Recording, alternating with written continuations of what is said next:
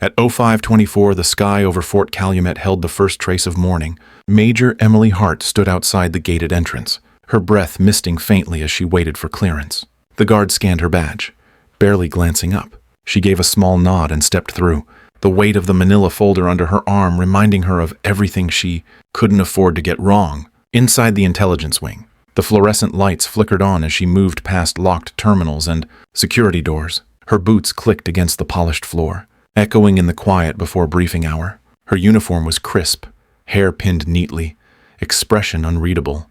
The folder was stamped with red Operation Redline.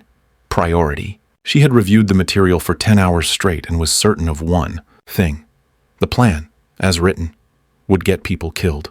At 05:42, the war room buzzed with low conversation. Screens flickered with terrain data and ISR feeds. Several colonels stood clustered around a central display, pointing at topographic overlays of the valley grid in northeastern Afghanistan. The insertion was scheduled for 03:30 the next day. The map glowed red with simulated routes, most of which Emily knew were outdated. Recon drone telemetry had changed everything. She stepped inside and moved toward the far end of the table. No one acknowledged her. Colonel Barnes stood at the head, a tall man with desert campaign ribbons and a gravelly voice that cut through side chatter. His presence controlled the room. Her presence barely registered. She placed the folder carefully on the table and sat down. The seat wasn't assigned, but she always ended up there bottom right, where it was easy to ignore her voice. She'd learned that early in her Air Force intelligence career. Decorated veterans didn't listen to data unless it reinforced what they already believed, especially not from someone like her. At 05:58, Colonel Barnes opened the briefing. His tone was brisk.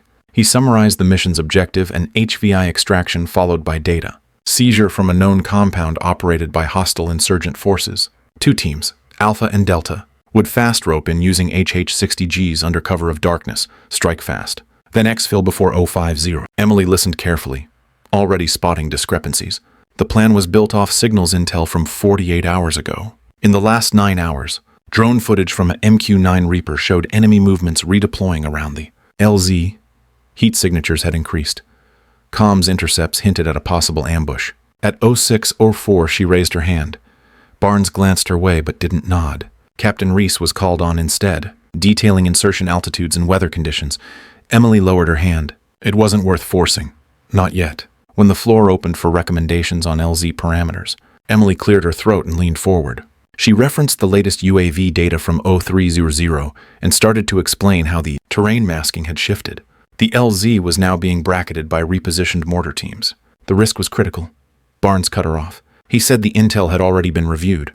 His tone was clipped, dismissive. He waved her down like someone swatting a bug from the air. 2 officers near the screens exchanged quiet smirks. She closed her mouth, nodded once, and sat back. Her fingers gripped the edge of the folder, knuckles whitening. This wasn't the first time. Her previous deployment had ended in disciplinary review after she bypassed the chain of command during a mission in Herat province. She had sent classified alerts directly to a forward operator captain, Morales, who acted on it and pulled his team back. It saved 8 lives, but she broke protocol. Her career had never fully recovered.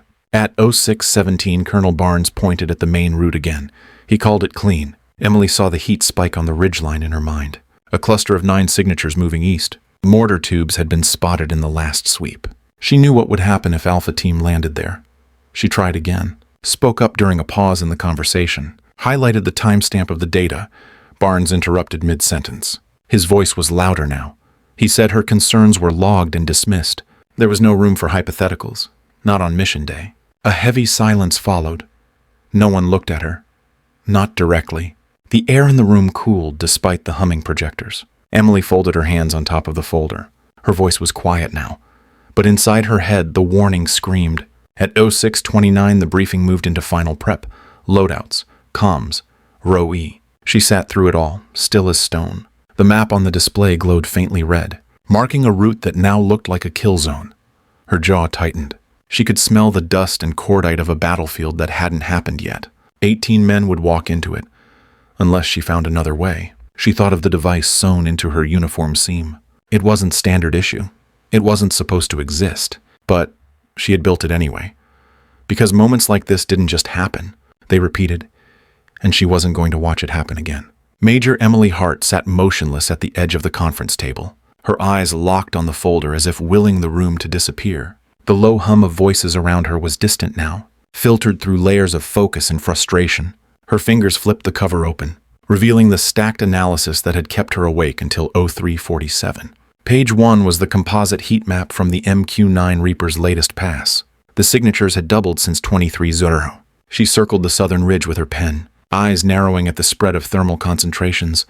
Mortar teams, probably 281mm tubes, based on movement patterns and staging intervals. Just east of them, the Reaper had caught the telltale flicker of muzzle flashes, likely rehearsals, not actual engagement. 5 minutes later, the satellite imaging had confirmed elevated cover in the canyon walls. Defensive buildup, dug-in fighters, not random patrols. Signals intercepts were worse. Transcripts from SIGINT assets in Bagram had picked up fragmented Pashto, phrases that included phrases like arrival soon and gift at sunrise, time-coded at 02:52. She knew how to read between vague chatter. It was enough. The enemy knew. Maybe not specifics, but something had leaked or been inferred. Their posture had shifted from scattered patrol to defensive net. Emily tapped her tablet, running her own casualty projection model. She'd built it after the Herat mission when ignoring updated SATCOM cost the Unit 3 KIAs. She adjusted for terrain, wind speed, visibility at LZ Sierra. The model blinked red, casualty rate 82%, assuming standard protocol and arrival via HH-60G insertion at 0330. She took a slow breath, shallow and silent. No one noticed.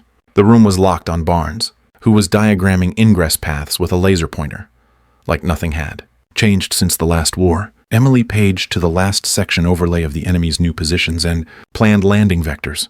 It looked like a funnel, an open mouth waiting for meat. Her mind moved faster than her hands now. Ingress from the east was a choke point. The teams would be within line of sight from 2 ridges and open to indirect fire before wheels down. Once on the ground, their routes to the objective would pass directly through overlapping fields of fire. Even with suppressive cover, they'd lose men before establishing a perimeter. No one else had this data.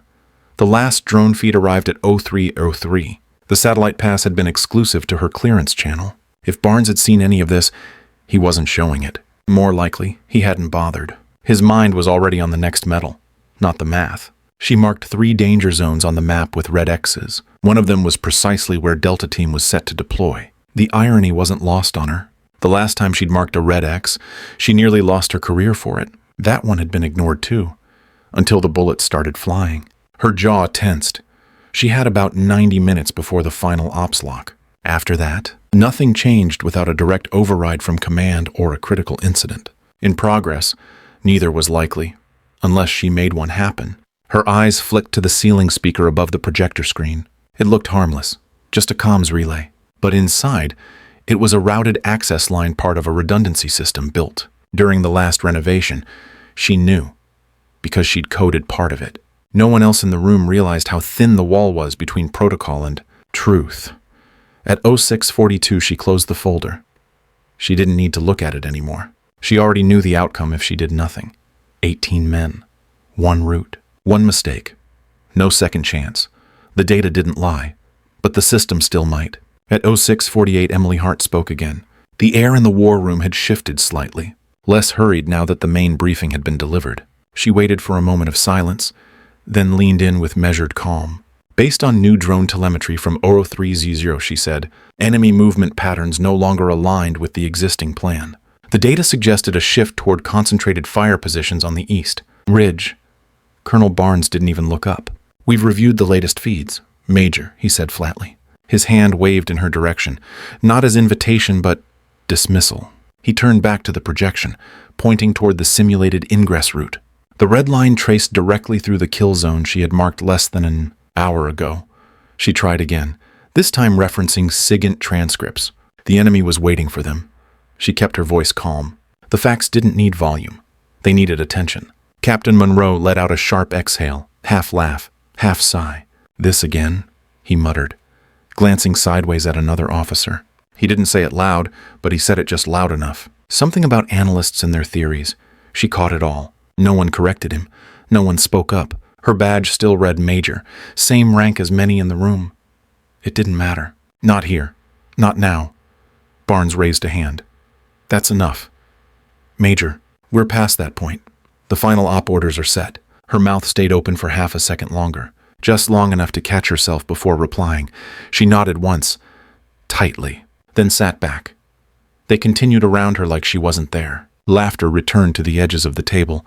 Tactical jargon filled the space she'd tried to claim. She didn't bother opening her folder again. Every warning was already ignored. She stared at the polished table, seeing not her reflection but another room. Another war, 5 years ago, DARPA, Arlington, Virginia. She had sat across from 2 colonels and a program lead who didn't know what to do with her design proposal. She called it Hawkeye, a secure fallback communication system with embedded AI prioritization, a last resort failsafe, something to trigger when rank blinded reason. She remembered the questions. Why would anyone override a field commander? How would you prevent misuse? Could it be weaponized politically? She answered every concern with precision.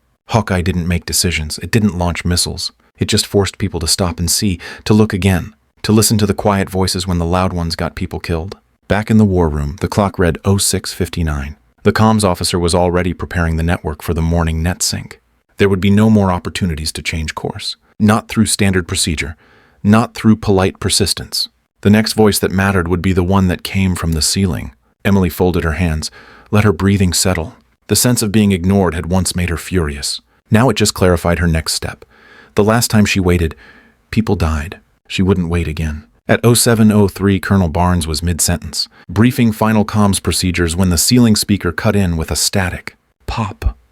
Every head in the war room turned toward the sound, brows furrowing. A flat, mechanical voice filled the space with brutal clarity. Failsafe protocol, Hawkeye, activated. Silence rippled across the table like a pressure wave. The voice continued without pause. Operation Redline has been compromised. Threat index elevated. Estimated mission casualties exceed 84% if current plan proceeds. Barnes froze. The laser pointer in his hand trembled slightly before falling to the table. A few officers instinctively reached for notepads or radios, unsure whether this was an exercise or a breach. The air went cold. The room was built for control, but now control belonged to something else. The main monitor blinked. A warning code flashed in red. Hawkeye priority override, auth 7.6. Encrypted files decrypted themselves in rapid sequence. New satellite images loaded in real time. Thermal overlays glowed across the digital topography. Red figures lit up in the valley. 26 confirmed heat signatures along the insertion corridor. 9 more stationed on the ridge. A funnel of hostiles. A trap. The voice repeated, adjust course. Review intelligence. Prioritize personnel safety. Barnes took a half step back. His eyes locked on the screen, then swept the room, trying to locate a source. A trigger. Anything. But his voice didn't come. Someone else was in control. Emily Hart sat still. She didn't flinch when the lights dimmed slightly to emphasize the data feed. She didn't blink as the classified overlays aligned with her own projections. She had known exactly what would happen, because she had designed it, because she had built it for this moment. One by one, the officers turned toward her, some confused, some stunned. Lieutenant Corrigan, seated 2 chairs down, mouthed her name without sound. Captain Monroe's jaw clenched. He looked away first. Barnes stepped forward. Who authorized this? His voice cracked at the edge. This is a level 7 override. Emily stood, slowly, without rush. Her boots made no sound against the floor. She picked up the folder, walked to the center of the table, and laid it down. The system has responded, she said evenly. It reviewed real-time ISR from 030. It pulled thermal signatures and SIGINT from last night's drone sweeps. The predictive models show complete compromise of our current LZ. Hostile forces are positioned for a coordinated ambush. If we proceed, we lose 2 squads before we hit the ground. She tapped the monitor. The red overlay matched the drop zone exactly. The numbers pulsed beside enemy groupings, confirming saturation. The room didn't argue. I'm recommending immediate adjustment to the insertion plan, she continued. MH6 Little Birds, flying nap of the earth. Enter through the canyon here. She pointed to the unlit part of the map where terrain masking would block. Radar and visual acquisition. Low heat signature, fast drop, direct access to the secondary breach point. Minimal exposure, minimal loss. Barnes opened his mouth, then closed it. He looked at the thermal feeds, the movement arcs, the triangulated comms intercepts. All of it pointed to one thing. She was right. Emily turned slightly to face the room. Her tone remained calm, but her stance held power now. We still have time to reroute equipment. We adjust the loadouts. Notify the pilots. The comms tree needs an update, but the window's open. This plan reduces projected casualties to under 12%. Mission success probability rises to 78. No one questioned her math. The data had spoken, and so had she. Not through rank, not through command, but through truth that refused to be ignored. The room stayed silent. No applause, no salutes, just quiet recognition. The kind that didn't need words. Barnes finally gave a nod. Not fast, not friendly, but he stepped aside. Proceed.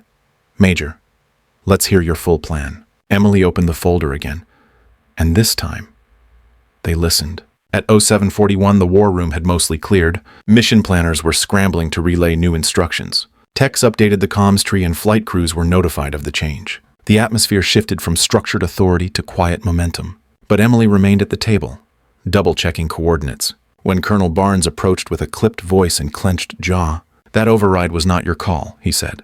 His tone was tight, each word trimmed and sharp. "You went outside the chain of command." Emily looked up calmly. "The system is autonomous once activated, sir. And in this case, it operated exactly as designed." Barnes leaned forward. His voice lowered but grew heavier. "Don't play smart with me.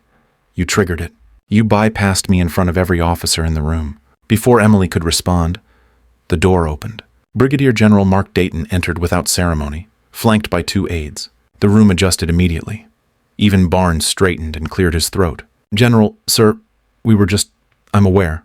"Colonel," Dayton said. He stepped closer, folding his hands behind his back. "The protocol activation was traced to this room. I need to know how it happened." Emily stood, posture level. Her voice remained even. "Hawkeye is designed with redundant triggers in case of command oversight. The system received sufficient thresholds for activation and responded. Accordingly, that's not a direct answer." "Major," Dayton replied. "But it's not a denial either." Barnes took a step forward.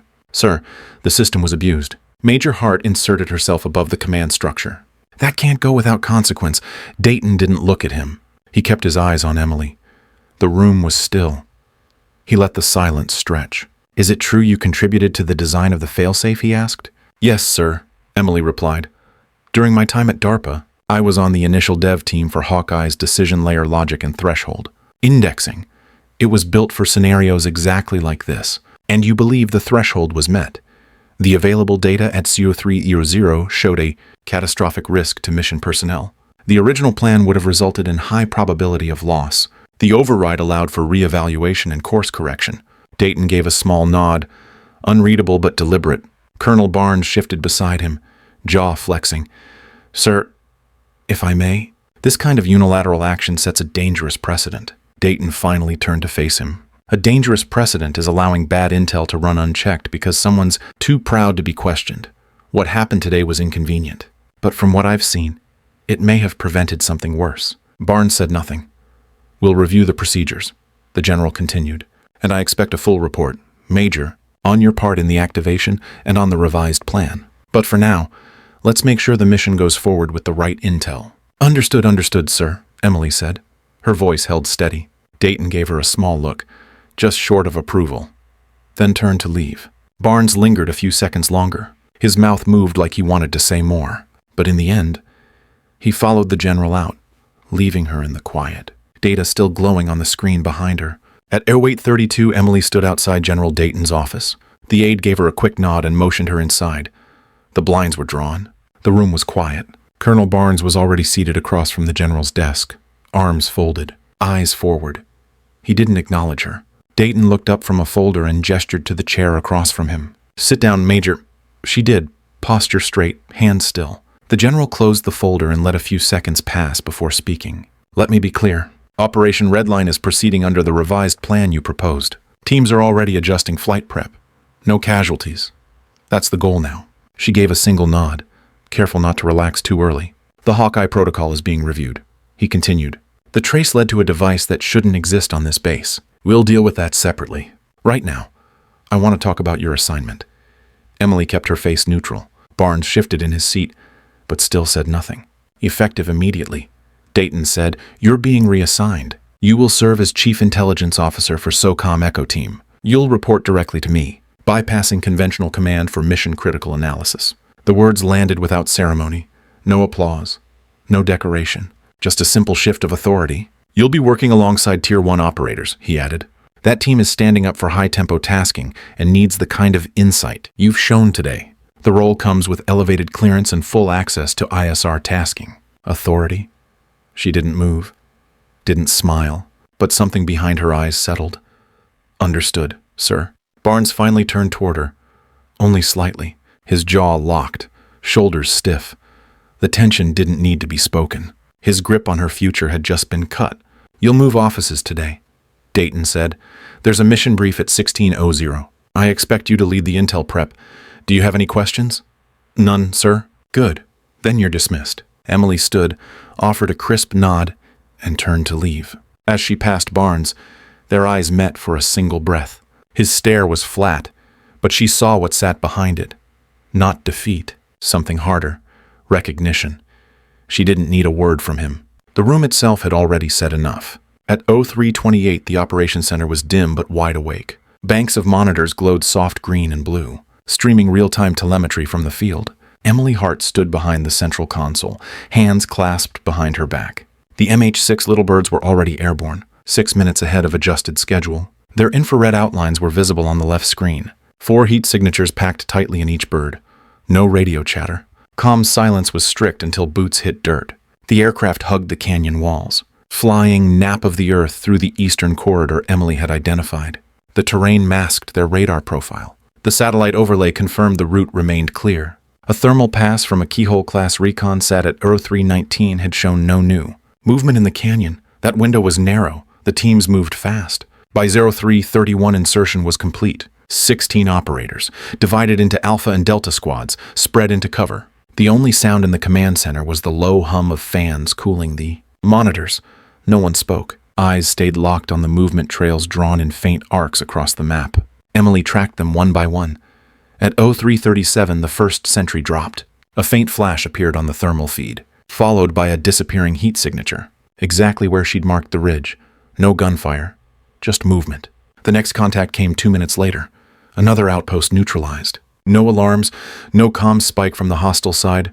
The plan was holding. The operators advanced in bounds, alternating overwatch, rifles low and tight. The feeds bounced between helmet cams, drone angles, and satellite overlays. There were no missteps. Each maneuver matched the pre-mission simulation. Emily watched with steady eyes. She didn't blink when the second ridge cleared. By 0412, Alpha Team had eyes on the compound. Delta looped east to secure the extraction zone. The comms officer at the console sent encrypted updates via narrowband. Satellite burst. The orbiting birds kept overhead, providing redundancy on thermal coverage in case cloud layer increased. At 0431, Alpha breached the outer structure. There was no resistance inside. Just 2 guards subdued before they could reach their radios. The package was there. 2 laptops, 1 secured sat phone, and a hard drive with encrypted files the NSA had requested. Nothing flashy, just hard data. Delta secured the south slope perimeter by 0445. Still no alert from the enemy's broader net. Emily's calculations had been right. Their surveillance pattern was broken, stretched too far east by the decoy signals they had inserted into the previous day's SIGINT channels. At 0501, exfil began. The birds came in low and quick. Emily watched the feed from the ISR drone as the heat signatures gathered, regrouped, and disappeared into the hulls of the helicopters. No stragglers, no injuries. The last shadow lifted at 0510. At 0512, the screen showed nothing but empty terrain. The extraction zone was quiet. Mission complete. The comms tech glanced back at Emily, waiting for a cue. She gave a single nod and walked slowly to her workstation. She updated the operation status to green, tagged all channels for after-action review, then stood again. There was no celebration, no clapping, just the still, clean silence of a plan that worked. She didn't smile, but her breath eased in a way it hadn't in days. This wasn't triumph. It was what should have happened all along. The numbers had been right. The risks had been real. And for once, someone had listened in time. At 0517, Emily stepped out of the command center and into the corridor. The fluorescent lights buzzed faintly above her. The hall was empty. The mission was done. Everyone was coming home. At 0942, Emily closed the last file in her drawer and slid it shut. The office was nearly bare now. Just a few manila folders stacked neatly and a framed photo of her parents at her commissioning ceremony. She unpinned her nameplate from the door, turned it once in her hand, then slipped it into her bag without ceremony. The hallway outside was quiet. Light spilled in through the narrow windows. catching dust that floated unnoticed most days. She walked slowly, one hand on the strap of her duffel, the other brushing the edge of her folder against her side. As she passed the comms station, a junior signals officer stepped out from an adjacent room. He looked about 24, fresh-faced and wide-eyed. He paused when he saw her. "Major Hart." She stopped. "I just wanted to say thank you. For yesterday. We all saw the feed. That would have gone bad." Emily nodded. Her voice didn't rise. "You don't always get a second chance to stop the first mistake." He didn't ask for more, just gave a short nod and stepped back into the comms bay. She watched the door close behind him, then turned again down the main corridor. She passed the ceiling speaker without looking up, the one that had cut through silence when no one would let her speak. It was just a box of wires and steel, but it had changed everything. Not by force, not by power, just by being loud enough, once, to be undeniable. She paused near the end of the hall, one hand resting briefly against the cold steel of the wall. For a moment, she thought of Herat, of the names on that after-action report, of the time she didn't speak soon enough. She let out a breath. No smile, just stillness. Sometimes doing the right thing means being the one voice no one wants to hear until they have to.